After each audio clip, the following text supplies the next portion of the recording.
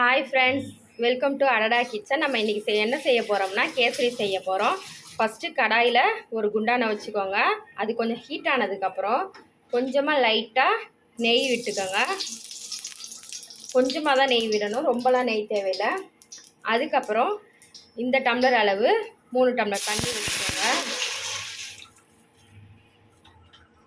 3 tumbler தண்ணி வச்சாச்சு. கொஞ்சம் தண்ணி நல்லா ஹீட் ஆகி கொஞ்சம் கொதிக்கட்டும். கொதித்ததுக்கப்புறம் நம்ம கேசரி பவுடர் போடலாம்.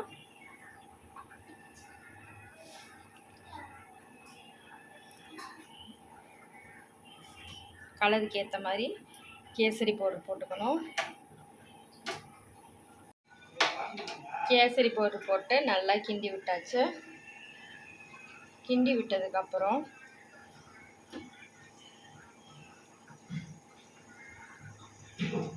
தண்ணி கொதிச்சிருது. இதுக்கப்புறம் ரவையை போட வேண்டியது தான்.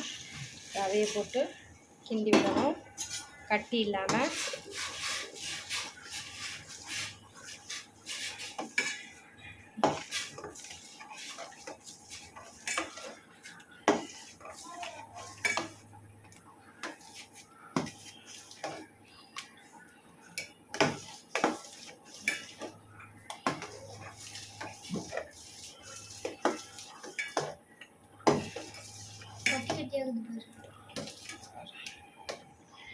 எந்த அளவு ரவை எடுத்திருந்தோமோ அதே கிண்ணத்தில் தான் நான் சர்க்கரை எடுத்திருக்கேன். அதே அளவு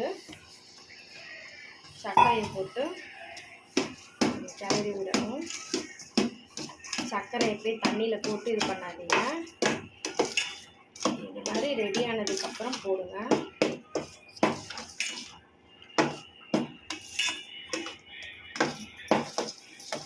அப்போ தான் நல்லா வேகும். கட்டி இல்லாமல் கிண்டி விடுங்க.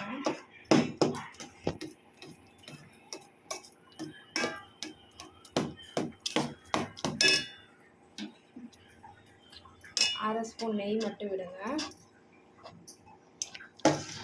நெய் நம்ம ரொம்பலாம் ஜாஸ்தியாக சேர்க்கல, கம்மியாக தான் சேர்த்துருப்பேன். நீங்களே பார்த்துருப்பீங்க.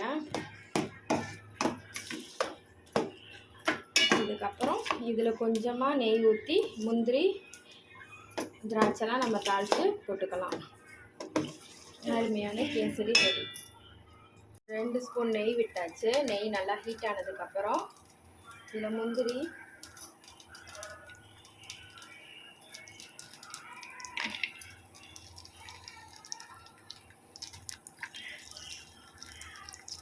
மட்டும் நல்லா ஃப்ரை பண்ணி போட்டுக்கலாம்.